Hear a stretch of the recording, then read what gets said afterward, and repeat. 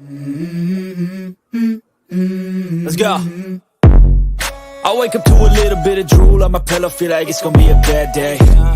Yeah, I'm tired of shit, and the coffee ain't hit yet, damn, ain't that great. I don't wanna go to work, cause my boss is a jerk, and I'm not even that paid. I need a change in my life, cause I don't feel alive, and there's nothing that makes me happy. Hold my beer for a minute, I'm about to quit my job, cash in for a ticket. I'm going on a trip and I don't plan to visit. I'm gonna stay there till I feel like I'm winning, and this is just the beginning. I need a big change, help me feel like living. I need a big swing, home runs I'm hitting, and I'll never look back, moving on till I get it all. And we all got dreams, we all want things, but what you gonna do for it? How you gonna move for it? What you gonna be? And do you believe you can do anything? But what you gonna do for it? How you gonna move for it? What you gonna be?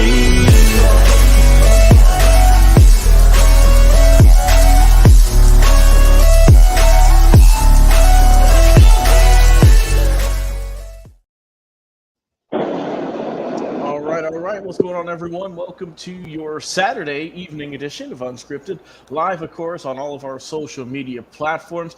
Glad to have you back for another great edition, number 360. We are 5 away, guys, from a whole year's worth of shows, which is absolutely insane. We started this back in 2020, 2021. We're almost here, and we're gonna have something big planned. We don't know really what we're gonna do yet, but we got to have a big celebration. I feel. Yeah, we do. For 365, so that will be in the works very soon. But like I said, before we get into it today, let's welcome in our analyst, our co-host today. Of course, I'm Logan Landers, your producer and host, and of course, as always, Jay McLovin joining me. What's going on, Jay?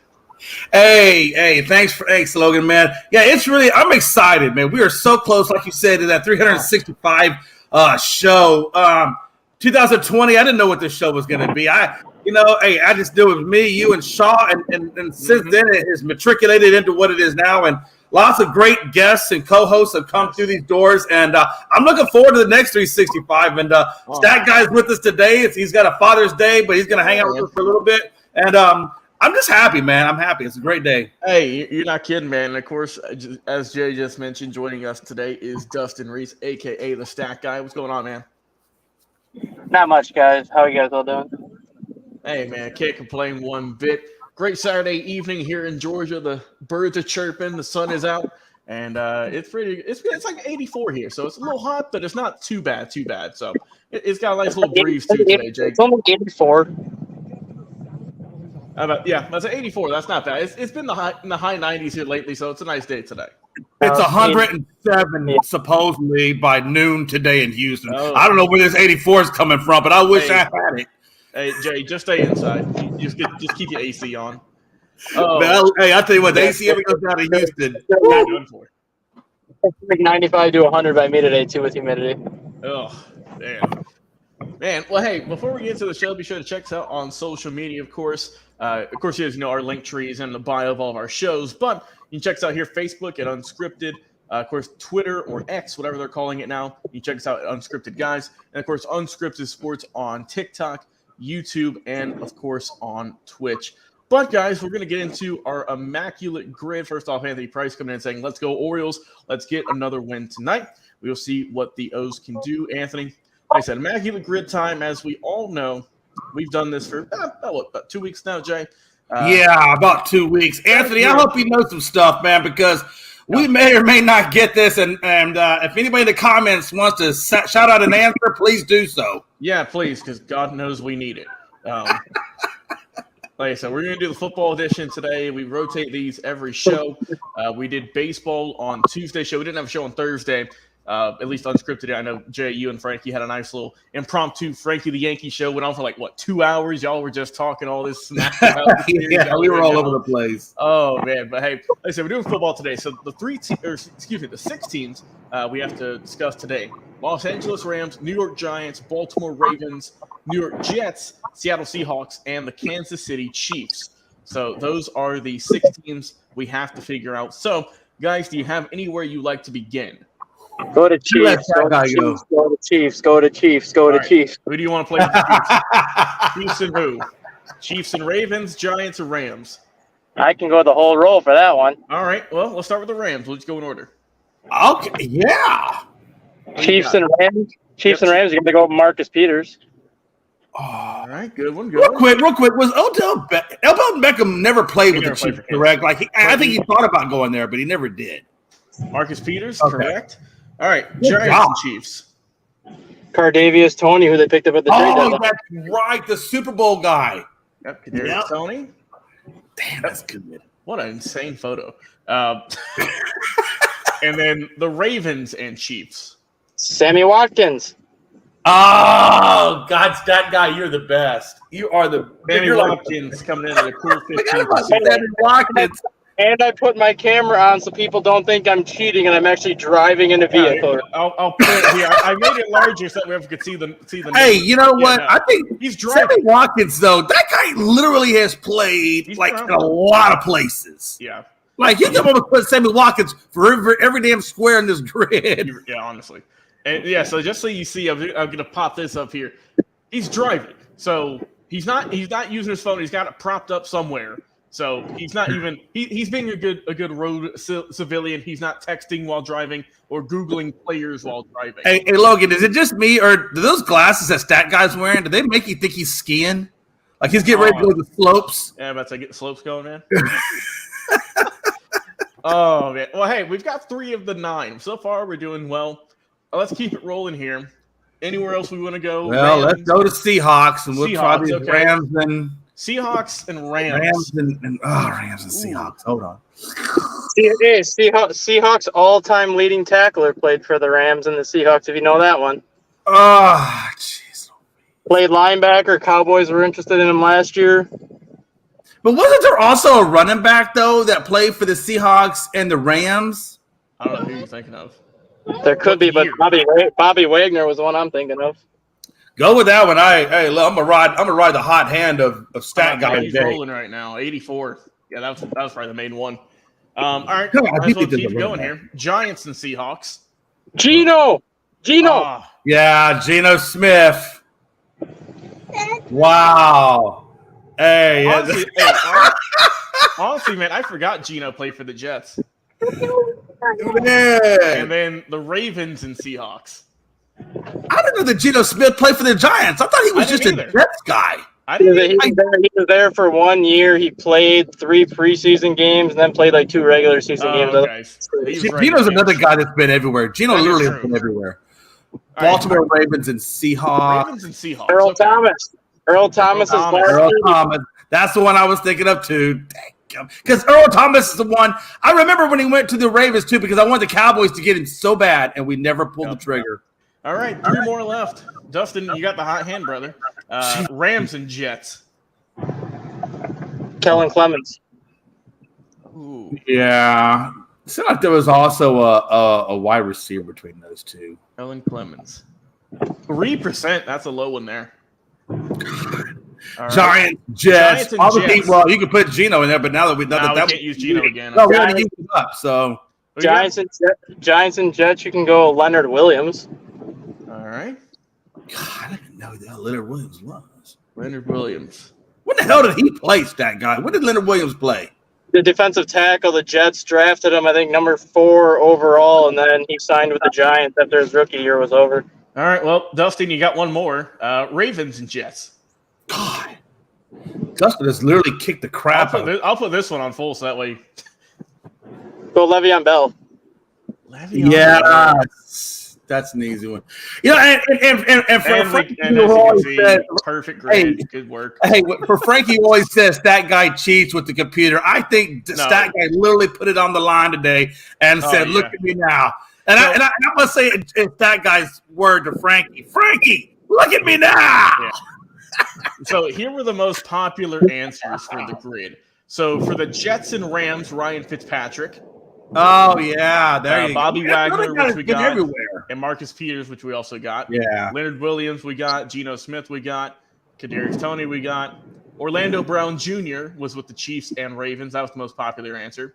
We got Earl Thomas, and the other one is Flacco, whatever his name is. Yeah, Joe Flacco. Well, that was the quickest we've ever done an Immaculate Grid. Stat Guy, we appreciate that.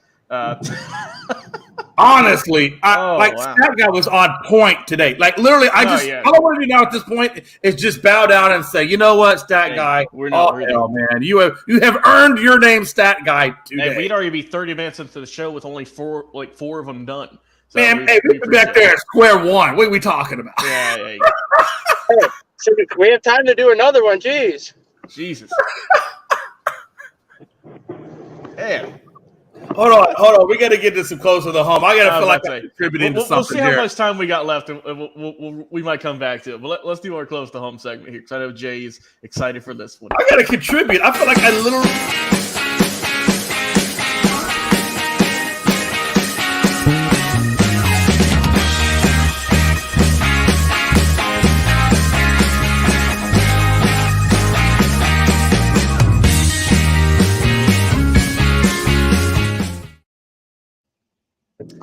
All right, Jay, close to home. I know you're excited for this one. I am. Go ahead and talk about the series you got rolling with Frankie right now. Floor is yours, my friend. I appreciate that. Yesterday's game was crazy. The day before game was crazy. Right now the Astros are sitting at 63-48. Unfortunately, because we dropped the first game to the Yankees, that kind of dropped us back a little bit. I think we're 2 games, if I'm not mistaken, about 2 games back or so of the Rangers. But man, hey, there's a lot to be happy about. I call this segment "Coming Back Home." I know there's actual call "Close to Home," but since Verlander is literally coming back home today, I'm calling it "Coming Back Home Day" because Verlander, he's gone 3-0 against the Yankees, 3-0. And so he's going on the mound today, and he's actually playing. They actually got first pitch going right now, and he's going up against Nestor Cortez. He's coming off that injury. He's got around a 5.13 ERA. Verlander's got about a 3.15 ERA. But if you know anything, the last 3 or 4 starts that Verlander has done, he's actually got a 0.95 ERA, and this June 1st, he's got a 2.3, 2.5, somewhere in that neighborhood ERA. So what I'm getting at is Verlander is coming back into form. He kind of got out of whack there, with the Mets. But I feel like he's really getting back. He's got a curveball that's really doing well. His slider's always done well. He's lost a little bit on the fastball, but he's still Verlander. He can still give you any number of whatever speed you want. He can still locate the ball where he wants, and that's what I love about it. And a lot of people, I took a lot of flack on this because everybody's like, "Well, you gave up Gilbert for this old guy," but the old guy is still better than 3/4 of the league. So you know what? I'm gonna take it. So now we got a rotation of Verlander, Framber Valdez, Hunter Brown, Urquidy, and JP France. All of that I will take. I love all of it. And our bullpen is doing great. Look, I want you guys to understand this. In the last 2 games that we played with the Yankees, our bullpen has only given up 4 hits and 2 runs. 4 hits, 2 runs, 2 games with the Yankees. Now, I'll take that bullpen any day of the week. Frankie can boast that he's got the best bullpen or whatever ERA. But I'm going to tell you right now, the Astros are not too far off. And I will tell you, earlier in this season, Montero was playing horrible. He had like a 7.4 or something like that ERA, 7.6 ERA. He's gotten it down to around 5.3 ERA. So he's coming back into form. I fully expect Montero and Presley to be in World Series form come October. I really do. I fully expect that. But again, we lost the day before yesterday, game 1 of that series, 4-3 to the Yankees. Javier went to the mound, didn't look good that first inning, gave up the 3 runs, obviously. Frankie was great because they had 2 long balls out of it. But then again, in the 6th inning, Tucker tied it up at 3 apiece. And, of course, Volpe hits the single and right at the bottom of the 6th. Bader scores. And, of course, we never were able to regain the tie nor the lead. So we wound up losing that. But I will tell you again, my bullpen only gave up 1 hit and 1 run. 1 hit, 1 run. So you know what? I'll take that. That's a great day with the bullpen, if you ask me. Javier went, like I said, 4.2 innings, 4 hits, 3 runs, 4 strikeouts with a 4.39 ERA. King comes in, gets the win. Graveman, of course, gets the loss. Graveman was the other guy in the bullpen that actually gave up the run in the bottom of the 6th. But you know what? All in all, 4-3. It is what it is. We went against one of the better teams in the AL. And we took a tough loss. It was a tough loss, but we were competitive. We were competitive, and we never gave up. And that's what I took away from game one. Game two, Houston won 7-3. Houston comes out and scores 3 in the first inning. We didn't wait. Severino went 4 innings, 5 hits, 5 runs, 4 Ks, 7.79 ERA. So obviously Sevy is not doing extremely well for the Yankees. Aaron Judge, unfortunately, didn't play, but he did actually play. He pinched hit, and he went 0 for 1. So Aaron Judge did make an appearance, but it was later in the game, and he did go 0 for 1. Hunter Brown had a pretty strong outing. He went 6 innings, 5 hits, 2 runs, 4 Ks, 4.07 ERA. I fully expect Hunter to be in the mid to low threes on the ERA by time October hits. So that's kind of what I took away from that. Again, our bullpen only gave up 3 hits, 1 run, but we struck out 4. So I felt like the bullpen came in and gave us another strong outing. Altuve went 2 for 5, Alvarez 2 for 4, and Pena actually had a good day. He went 2 for 3. If you watch game one, Pena was getting killed. He was getting ground ball here, ground ball there. It was just like a ground ball nightmare fest for us. I kind of almost thought that maybe Dubon should have played that game. And I think we may have been able to generate some more runs. We left runners in scoring position a couple of times in game one that I felt like we probably could have took game one had Dubon been playing at short versus Pena at short. And that's the good thing about the Astros. I'm going to round it up with this, and I'm going to be done. The one thing I love about the Astros is we have depth. We got depth for days, man. If Pena's having a bad day, Dusty has the option to throw in Dubon and pinch hit and put Dubon in there at second or at shortstop, and he can play both those positions damn near flawlessly on the defensive side and the offensive side. So, Dusty, I'm just making a ploy. If it looks like Pena don't have her stuff, don't be afraid to go to Dubon. If Altuve looks like, hey, maybe he's not hitting his stuff, don't be afraid to go to Dubon. We got players that can hit, and we got players that can field. Let's go. That's it. All right. You heard it there from Jay. All right. Dustin, you want to get on this and talk about yesterday? Oh, sure. Why not? All right, Dustin. Here you go, brother. So the Atlanta Braves once again showed why they are the best team in Major League Baseball. And honestly, it's not even close. There's not even a close second at this point. They went into Chicago yesterday to play arguably the hottest team in baseball since the All-Star break, the Chicago Cubs. And after a 0-0 game through 3 innings, bing, bang, boom, 7-0 in the 4th inning. And that just goes to show you how quick that Atlanta Braves team can not only score, but that Atlanta Braves team scores in bunches. And when they start scoring, it's going to be a long day for everybody that is involved with that team. The team was built the way they should be built, by trading when you need to trade, by developing prospects at the correct pace and calling them up when you need to call them up, and then doing whatever you need to do to keep them. Look at the Ronald Acuna contract, look at the Ozzie Albies contract, and how cheap the Braves managed to sign these players for, as opposed to waiting 5 years down the road. Now you look at the situation that the Cubs are in. For the first time in 3 or 4 years, the Cubs have actually been buyers at the trade deadline, which was a pleasant sight to see for Cubs fans everywhere.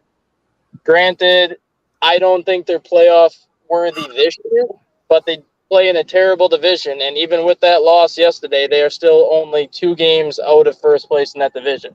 So they have a very winnable division. They have the best run differential in their division. They have the best ERA in their division. But yet they're still sitting at 3rd place because of some of the poor play they had in the year. When it comes to baseball in Chicago itself right now, you have the White Sox, who are going to go into a full-blown rebuild mode with probably no sense of direction on how to get out of it. And you have the Chicago Cubs, who finally started to show signs of life this year. But the Braves are the Braves, and I will give you credit on that because they are the best team in baseball. Well, Dustin, Logan, go ahead. Go ahead, Jay. Just 2 things I noticed. Number one, nobody can scan an intersection like Dustin. Like I literally watching his head go left to right about 30 times. Like this dude can scan an intersection like nobody's business. Number 2, I think his daughter looks like she's ready to play outfield. I see her go left and right across that car like she's fielding ground balls. That's all I'm saying. Oh man. Oh, all right. Well, let me get my quick segment in here. Like I said, me and Dustin going at it in a series currently. Got the one yesterday, 8-zip. That fourth inning, just from out of nowhere, scored 7 of their 8 runs. I'm impressed though. Max Fried, this was his first game back in the majors in just about 3 months. I think today is exactly 3 months. He looked great. I mean, he pitched 6 solid innings, only gave up 3 hits, no earned runs, 8 Ks. I mean, look, he hasn't really missed a beat. Got the win. Of course, Acuna has been just absolutely piling it on this year. He went 3 for 5 on the day, knocked in a ribby, and also improved his average to 338. So he is still on fire. Obviously, he's the leading go-getter in MVP for the National League, I believe. The rest of the guys also got on some action. Austin Riley came in, Sean Murphy, Azuña. I mean, everyone was just hitting well yesterday. And that's the thing with the Braves. When they won in 21, Jay, they had a good lineup, but they also had, I would say, maybe their pitching was slightly better than the lineup. But for this year, I'm not saying their pitching rotation is awful by any means necessary. I'm not. But they just have so much pop in their bats. It's something that this team really hasn't had in quite some time. Just a whole lineup of guys who can go out there and who can get you a home run if you need it, 1 through 9. I mean, it doesn't matter who's at the plate. Right. If it's Harry, if it's Arcia, Ozuna. I mean, these guys can just absolutely swing the bat with the best of them. I mean, Matt Olson has been on fire this year, Jay. He's got 37 home runs, second in baseball right now, obviously behind Ohtani. 92 RBIs. So I mean, whenever we all lost Freeman, I was obviously upset. I'm a big Freddie Freeman. I still am. I still enjoy Freddie, but a lot of people were saying, oh, maybe this is a slight downgrade, or but I mean, Olson's been here. I mean, this is going into his second season now, and he has still just been, everything he's been hyped up to be. I mean, there was a reason that, Jay, whenever they first got him, that they signed him to that extension. So, that showed that they believed in him. They gave him the most money out of all those guys Dustin had mentioned with Acuna and Albies, that they had given Olson the most money out of all that. And he is paying it back in dividends. Sean Murphy, he's been doing well this year. He's batting a solid 275 on the season. He's got 18 home runs, 60 RBIs. He did miss a little bit of time this year, but he has been back here recently doing good work. So, like I said, got another game later on today. What time are we playing? I think it's at 2:20 again. So we'll see. I mean, we'll see if we can get. It's only a 3-game series. So, like I said, we're gonna be underway here in about an hour. Bryce Elder's on the mound tonight, and then he's 8-2, 3.18 ERA. He's been solid this whole season. So we'll see what happens, man. I'm looking forward to it. Another great game, me and Stack Guy. Game 2 of the series, and we'll see how this goes. And also, Jay, your matchup just started with the Astros. Currently, through the bottom of the first inning, scoreless, but the Yankees do have runners on first and second currently with DJ LeMahieu up to bat, but you do have 2 outs. So hopefully Verlander can get out of this tight predicament early on in the ball game. Yeah, absolutely, man. Like I said, I fully expect a really, really good game today. I'm looking to see what Nestor is going to continue to do and see how well he plays. But yeah, man, what a great start to a game. Jeez, and you're at Braves, man. Whoo! Hey, that guy wasn't lying, man. You guys have come out pretty damn hot. And matter of fact, you just got, and I hope I say his name right. Is it Fried or Fried? Fried. Yeah, Fried. So Fried is just now coming back to you guys.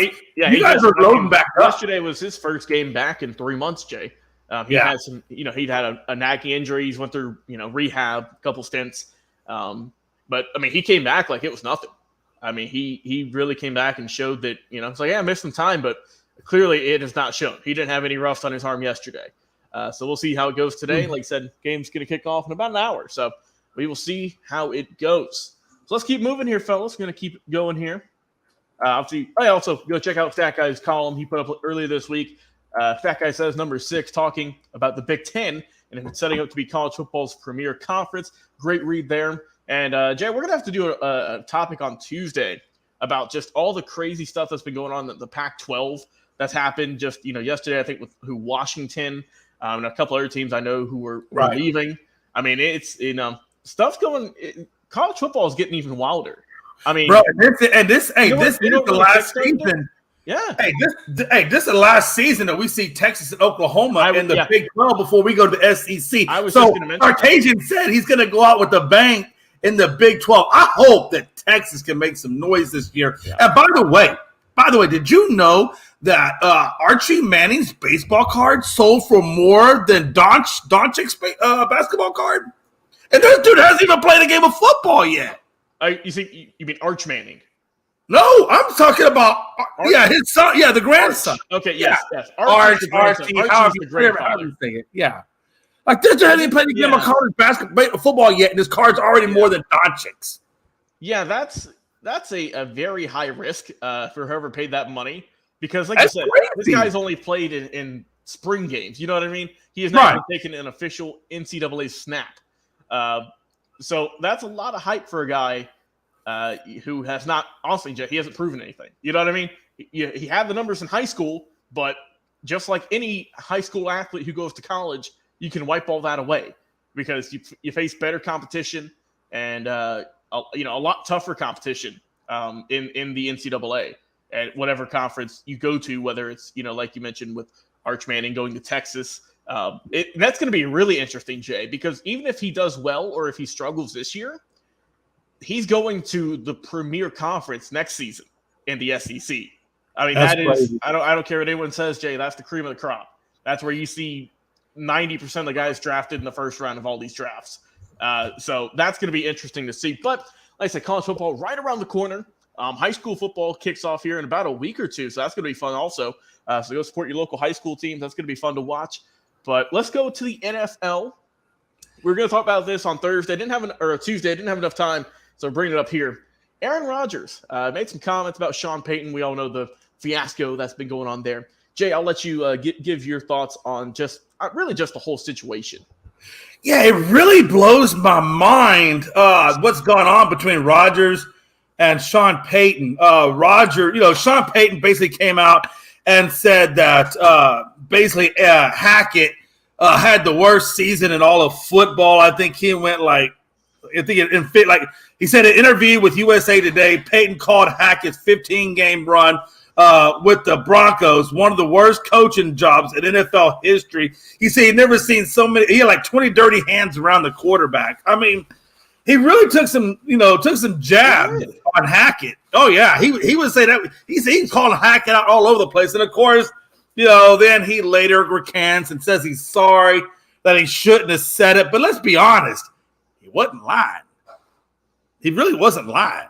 But needless to say, it didn't keep Rodgers from being a little upset about it to the point where he said, "Keep my coaches' names out your mouth." So Rodgers, like I said, was a little bit perturbed. He thought that he was taking jabs at them to the point where even Sean Payton went on to say and took more jabs at the Jets by saying they were a pomp and circumstance and that the Jets were a dream team that is doomed to failure. So the Jets and the Broncos, guess what? They play week 5. Mm-hmm. Could you imagine what that week 5 game is going to look at? I'm going to watch it. I'm going to find a way to watch that game. And the last thing I want to say, Rodgers called Sean Payton insecure, and he said, take another man down just to set themselves up for an easy fall if it doesn't go well. What a time to be alive. Sean Payton. Oh. Sean Payton, you weren't wrong in your assessment of Hackett. But again, Rodgers, I like the comeback. Keep your coaches' names out your mouth. Week 5. Oh, I can't wait for it. Oh. Dustin, you got any comments on this one? I don't know if he's there. I know he's in the chat. I don't know if he's still stepped away. If not, Jay, I'll give my thoughts on it. Man, like you said, week 5 is going to be very, very interesting to watch. It would not shock me if there are players ejected, if there is a potential fight that breaks out. The referees are going to be on edge in terms of they're probably going to have to send a memo out prior to the game saying, look, if there's any sort of funny business going on, you will get kicked out of this game. No ifs, ands, or buts about it. You know what I mean? So it's going to be fun to watch. Like I said, got to wait a little bit, just week 5. It's not super late in the season. But see, that's the thing, too. I think we're going to get to this game, and just through the 4 weeks of football previously, as well as obviously the preseason, we're kind of going to not forget about it, but we're going to it's going to be in the back of our mind. And then the week leading up to it, that's when it's really going to come back into fruition. We might see some other guys on these teams start taking jabs at each other. And it's going to hopefully, right? It's kind of rare that it ever does culminate into something very well. But I want it to be a good game. I don't want to be just a bunch of guys fighting. I mean, I would love to see maybe a fight or two. Don't get me wrong. That'd be entertaining. But I want to see who's going to win on the field, because that's who the ultimate winner is. So, like I said, Broncos, Jets, both these teams, in the past couple of years, they've went through some difficult seasons, we'll say. And that both of them are hoping to get on the better end of things in this 2023 season. So we will see how it goes, man. But it's going to remember this, that wide receiver Patrick, I just saw recently. Patrick, yeah. Yeah, he's out with the torn ACL. Yeah, so this is going to be all on Jerry Judy's shoulders, I think, for the most part.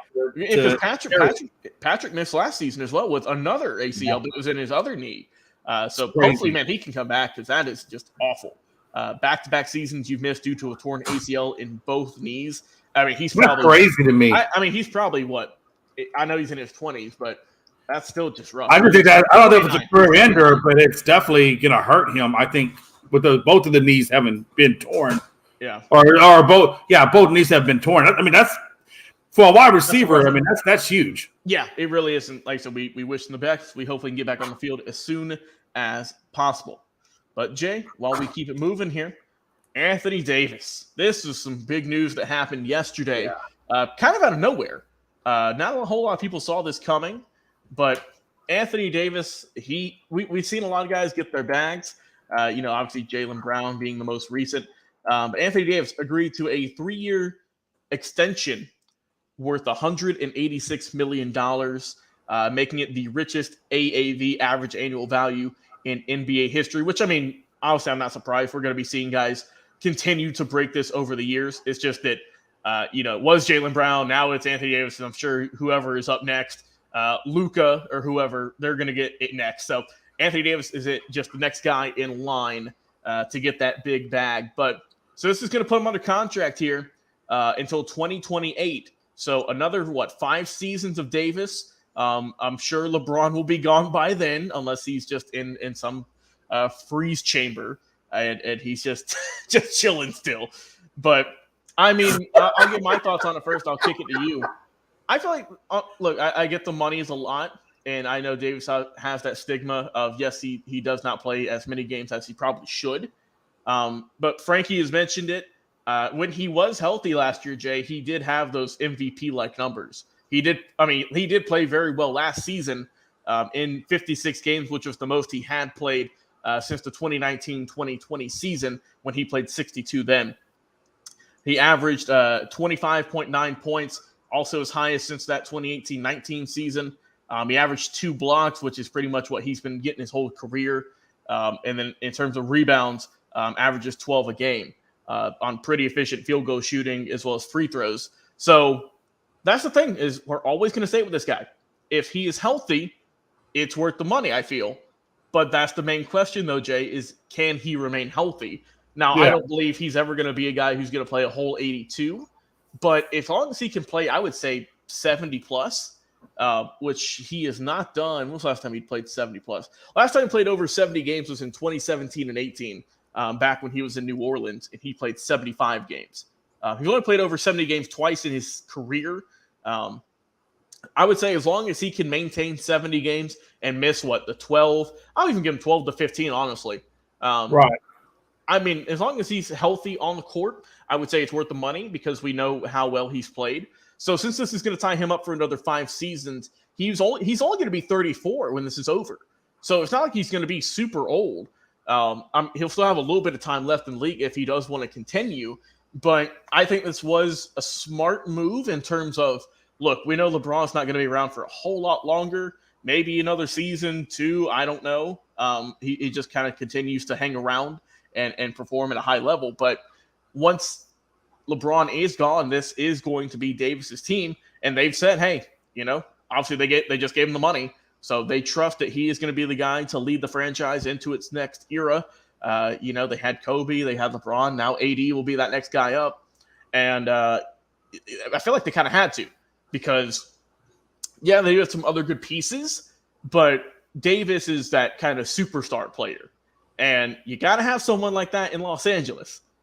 So I feel that even when LeBron retires, with Davis still there and like you said, fingers crossed, hopefully still healthy and performing, that it will still attract the free agents to be like, oh, Anthony Davis, he's still got 3 years left on his deal, and he's been healthy. Why not come here still? You know what I mean? Instead of just the dark era where it was Kobe was injured and it was like Jeremy Lin and a bunch of other guys on the court. Those are some rough days. I know Frankie probably looks back on that with some tears in his eyes with Tarek Black and whoever else is on that team. But no, I think, like I said, obviously we knew he was going to get paid. And Jay, I know when I brought this up, you were shaking your head. But this is just, this is the way the league is going. You have to pay these guys this money or else they're going to leave. So give me your thoughts on Anthony Davis remaining with the Lakers. I wish Frankie was here, but give me your thoughts. Yeah, I really do. He's under contract until 2028. So another 5 seasons of number 3 on the court for LA. Yeah, I really do too, because this is clearly a Frankie, the Laker, this is him. subject matter. But since it's not here, I'm gonna keep it real anyway. Anthony Davis contract. I'm just glad it's not the Houston Rockets doing this. Look, I like Anthony Davis. Look, we all know we said it a million times. It's so cliche at this point. But the best ability is availability, and he doesn't always have that. But when he is available, he's a superstar. He's a superstar when he's available, but when he's not available, which is quite often, it really hurts you. But let's talk about it real quick to back up exactly what it is I'm saying. We already know that he got the richest annual extension ever in the NBA to the point where he got $62 million per season. So he is the richest per year athlete in the NBA. Okay, he got the 3-year, like we said, $186 million, ties to the franchise, like you said, till 2028. He's got like 80-something million on his existing contract, so that pretty much puts him at $270 million between now and 2028 that he will collect. And that's a lot of damn cabbage to pay a guy that last season had a career high of 26 points and averaged 50% or 56% field goal percentage. So he's almost shooting at 60% from the field. When he's on the court, the dude's freaking amazing. The problem with it is last season he missed 26 games and due to a stretched right foot and other ailments. Now, I love that when it says other ailments. That tells me not only does he have a right foot issue, but he's got other issues on top of it. We know the back is an issue for him. So he's got a right foot issue. He's got back issues. The dude missed 160 to 180 games in an 11-year career due to injuries. So let's put that out. Between 2020 and 2023, he played 139 games. In a 3-year span with the Lakers, he has played 139 games out of 246. Now, like I said, when the man's on the court, he's phenomenal. When he's not on the court, the Lakers suck. You just got this guy $62 million to be there as a part-time player. And this is what we're talking about, Lakers? This is what you want to hinge it on? Oh, by the way, that it's not even guaranteed that LeBron will be there to the end of Anthony Davis's career, his contract. Oh, no, he's not. No. So exactly. So what are you really doing? You're handcuffing yourself to a guy that's going to be a part-time player long after LeBron James has left your ass. All I'm trying to say is this. At the end of the day, good luck.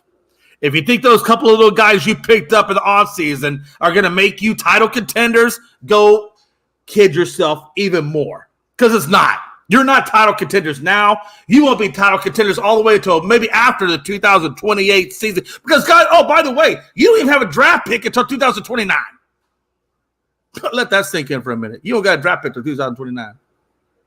Which will be 1 year after you get rid of all this headache with Anthony Davis and LeBron James. All to say that between now and 2029, you got one damn championship. And 9 years, You got one championship. 9 years, one championship. Let that sink in for a minute for what, quote unquote, is supposed to be America's best basketball team. Strong words from Jay McLovin as usual. Jay, final thoughts for today, my friend. Yeah, absolutely. Final thoughts are I'm excited about this baseball season. As you know, Logan, we are in the final third of the season. That means this is called the stretch run. We are in the stretch run. You're looking pretty. I feel like I'm looking pretty.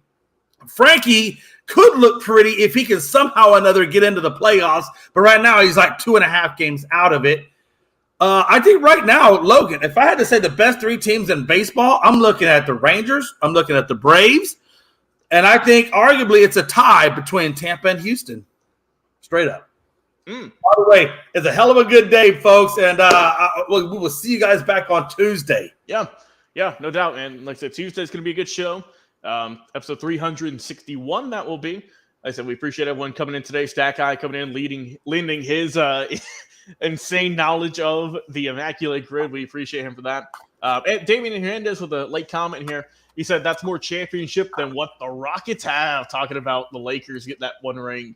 And our boy Gonzo chiming in late. What's going on, Chris? Hope you're doing well, brother. Appreciate it as always. But hey, it's going to be a good time, man. It's going to be a good time. Like I said, got a few days to relax. Come back on Tuesday as usual, episode number 361. Like I said, we're getting closer and closer to 365. We're going to have something big planned. We'll let y'all know about it here in the next few days, next few weeks, whenever we get there.